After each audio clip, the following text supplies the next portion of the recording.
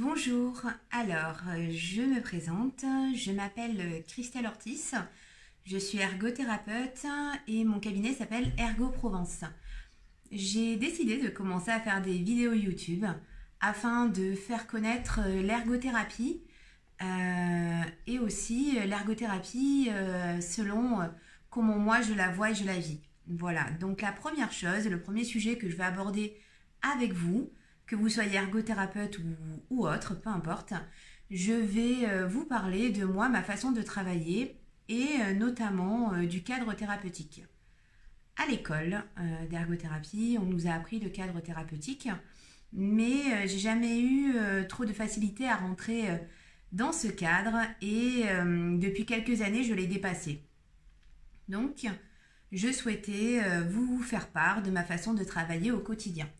Déjà, la première chose, c'est que je suis spécialisée en pédiatrie. Donc, je travaille qu'avec des enfants toute la journée qui sont atteints de troubles neurodéveloppementaux, c'est-à-dire dyslexie, dysorthographie, dysgraphie, dyspraxie, ainsi de suite. Tout plein de 10, mais aussi au potentiel, potentiellement aussi autisme. Enfin voilà, j'ai ce genre de patients au cabinet dont je m'occupe au quotidien. Et donc, au fur et à mesure des années, il m'a apparu relativement évident que il était difficile pour moi de leur imposer un cadre, disons, rigide, un petit peu comme on retrouve partout en rééducation, que ça soit chez l'orthophoniste ou le psychologue ou le médecin qui va suivre l'enfant ou peu importe. En général, le suivi se présente avec un bureau et deux chaises pour travailler et puis les parents dans la salle d'attente. Moi, j'ai du mal à travailler de cette façon-là et je voulais apporter mon regard sur le sujet. Donc, de mon point de vue, ces enfants passent déjà suffisamment de temps en séance de tout plein de choses et lorsque vient le temps de l'ergothérapie, je trouve que c'est l'occasion de faire différemment parce que nous avons cette chance de pouvoir prendre les choses différemment et aussi sous un point de vue écologique. Alors écologique, on ne parle pas d'écologie en fait, hein. On parle de prendre en compte le milieu dans lequel le patient évolue et de recréer les conditions de ce milieu. Par exemple, moi les enfants que je vois, la problématique souvent c'est l'école. Donc le milieu à recréer, c'est l'école. Donc à l'école, qu'est-ce qui se passe? À l'école, il y a l'enseignant qui va parler, qui va écrire au tableau, qui va distribuer des choses. Les autres élèves, eux, ils vivent, ils bougent. Ils vont faire tomber les stylos, ils vont demander quelque chose aux voisins, blablabla.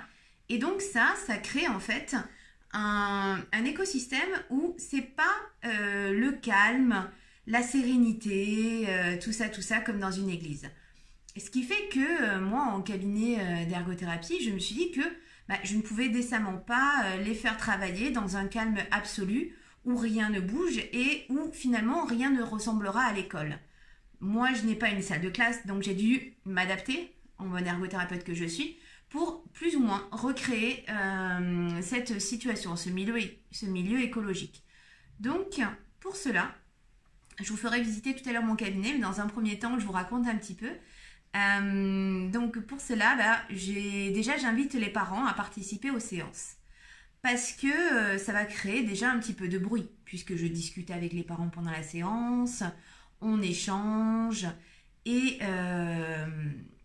ça, l'enfant au début, ça va un petit peu le perturber parce qu'il va écouter tout ce qu'on se dit, ça l'intéresse forcément, puis en plus c'est vachement plus chouette que de travailler, d'écouter les gens parler. Donc au début, ça va un petit peu le perturber, mais en fait, on se rend compte que avec le temps, l'enfant va se créer comme une sorte de bulle où il va se mettre dans son travail et tout ce qui se passe autour, ça n'intervient plus en fait. Et ça m'arrive au bout d'un certain temps que je discute avec le parent et d'un coup, mon élève va me dire « ça y est, j'ai fini, je fais quoi ?» Et là, en fait, je trouve que c'est relativement une réussite pour moi parce que ça veut dire que j'ai oublié l'enfant. Ça veut dire que l'enfant a travaillé tout seul, sans mon aide, malgré le bruit. Et ça, c'est quand même vachement chouette. Autre chose, la présence du parent, de mon point de vue, et pertinente en séance d'ergothérapie comme elle pourrait l'être dans d'autres séances, mais bon, peu importe, moi je peux parler que de mon métier. Ce qui fait que en séance d'ergothérapie, si je laisse le parent en salle d'attente, il va se mettre sur son smartphone, il va lire, enfin bon bref, il va s'occuper. Mais en tout cas, il ne saura pas exactement ce qui se passe en ergothérapie. Et je trouve intéressant que les parents puissent faire partie du projet thérapeutique, parce que ça veut dire que le projet thérapeutique sera d'autant plus investi. C'est-à-dire que l'enfant, lui, systématiquement, on le prend, on l'amène chez un professionnel et il doit se débrouiller avec le professionnel pour sa rééducation, tout ça. Et il est face seul, finalement, à son handicap. Si le parent participe à la séance, ça veut dire que lui aussi est impliqué. Ça veut dire qu'il va pouvoir lui aussi aider à reprendre le travail qui a été fait en ergothérapie à la maison. Même aussi, voire encore mieux, transposer cela à l'école. Du moment que le parent sait ce que moi je fais en ergothérapie, en séance, il va pouvoir être le porte-parole de l'ergothérapeute. C'est-à-dire que il va pouvoir dire à l'école, voilà, mon fils, ma fille travaille ceci, cela, on en est là, on va bientôt faire ça, on va avoir besoin de votre aide pour ça ou ça, ainsi de suite. Il va pouvoir aussi parler à l'orthophoniste pour dire où on en est, qu'est-ce que potentiellement on aurait besoin de travailler qui soit en lien avec l'ergothérapie, si l'orthophoniste est OK avec ça. Et ça va être d'autant plus fructueux en fait. Et l'enfant, lui, de son côté, se sentira moins seul face à la tâche. C'est-à-dire que le parent n'est plus en train de jouer sur Candy Crush ou j'en sais rien, sans jugement. Hein. Mais voilà, il est à côté de l'enfant, enfin en tout cas au niveau du bureau, nous travaillons ensemble et il va pouvoir s'intégrer à tout ça.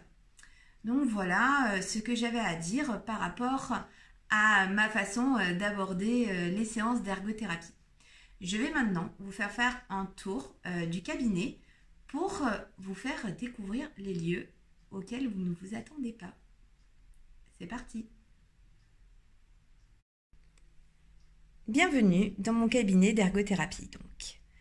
Comme vous pouvez le voir, il s'agit d'un univers déjà un petit peu particulier parce que je travaille dans un canapé. Je travaille dans un canapé parce que, comme je vous disais, au niveau du cadre thérapeutique, on n'est pas obligé, selon moi, de travailler à un bureau avec 2 chaises qui sont pas toujours hyper confortables et surtout qui sont souvent trop hautes pour les enfants qui touchent pas les pieds par terre. Donc, avec un canapé, ça me permet d'avoir une hauteur qui va être plus adéquate pour les enfants. J'ai des coussins pour bien caler le dos, donc ils sont installés au top. J'ai aussi la possibilité, je vais vous montrer, de monter ou baisser le bureau en fonction de la taille du patient. Donc ça, c'est quand même vachement chouette. Ensuite, autre chose. J'ai la musique. La musique fait partie intégrante pour moi de la prise en charge parce qu'en fait, tout comme le parent qui va faire du bruit parce que je discute avec pendant la séance, tout ça, ça permet de créer un univers sympathique et avec un bruit sonore, enfin un fond sonore surtout. Voilà. Il y a également des fruits ainsi que des dattes et des amendes que je fais livrer au cabinet pour les patients et moi. C'est-à-dire que dans ces temps où les enfants sont un petit peu réticents à manger des fruits et légumes, j'ai décidé de proposer des fruits en permanence au cabinet. Et vraiment, je suis assez contente de voir qu'ils viennent spontanément prendre un fruit pendant ou après la séance. Voilà. Ensuite, j'ai de quoi poser mes affaires et les avoir tout prêts pour attraper mes feuilles de travail. J'ai aussi un espace pour boire le thé parce que c'est plus pour les parents, c'est sympathique de pouvoir partager un petit moment de thé. J'ai la cafetière aussi. Donc voilà. Ensuite, ici, vous voyez, j'ai un coin pour la fratrie, c'est-à-dire les petits frères et sœurs qui viennent. Souvent, ils font partie du voyage le mercredi après-midi, puisqu'il n'y a personne pour les garder, à part le parent qui amène ou les grands-parents qui amènent à la séance. Et donc, ils vont devoir attendre souvent en salle d'attente. Moi, j'ai décidé de les faire entrer dans le cabinet et de leur donner un coin pour jouer et s'occuper. Ça crée du bruit, là aussi. Mais c'est pas grave, puisque, comme je disais, l'enfant va devoir apprendre à faire avec, étant donné que c'est un paramètre, comment dire, toujours présent à l'école, d'avoir un petit peu de bruit et d'agitation. Voilà. Donc, ensuite, je me suis installée, comme vous le voyez, face au ciel bleu d'Aix-en-Provence. J'en ai la possibilité, alors faisons-le. Je voulais aussi vous montrer mes élèves gribouillent sur mes vitres grâce à des crayons qui sont gras et qui permettent d'écrire sur les vitres. Il suffit ensuite d'une éponge ou d'un chiffon humide pour enlever ce qui a été écrit. Ça peut être utilisé notamment pour travailler le graphisme et la stabilité d'épaule. Là-bas, j'ai un tableau blanc qui me sert aussi pour les faire écrire avec ces craies grasses que je vous montrerai. Par là, un bureau. Ce bureau me sert principalement à ranger mes affaires. Pas tellement à y travailler, c'est plutôt les parents qui vont se mettre là pour travailler pendant que l'enfant est en séance. J'ai également donc mon imprimante évidemment, mais aussi un four pour réchauffer mon repas de midi et un frigo auquel les parents peuvent accéder ainsi que les enfants pour avoir de l'eau fraîche. Voilà. Donc je vais vous montrer mon crayon. Donc c'est un crayon de la marque Stabilo, c'est Woody, exactement le modèle. Et avec ça, on va pouvoir écrire sur le tableau. C'est vraiment sympathique pour éviter tout ce qui est émanation de solvants divers et variés. Voilà. Ensuite, dernier lieu que je vais vous présenter, ma salle d'attente. Alors la salle d'attente est relativement petite.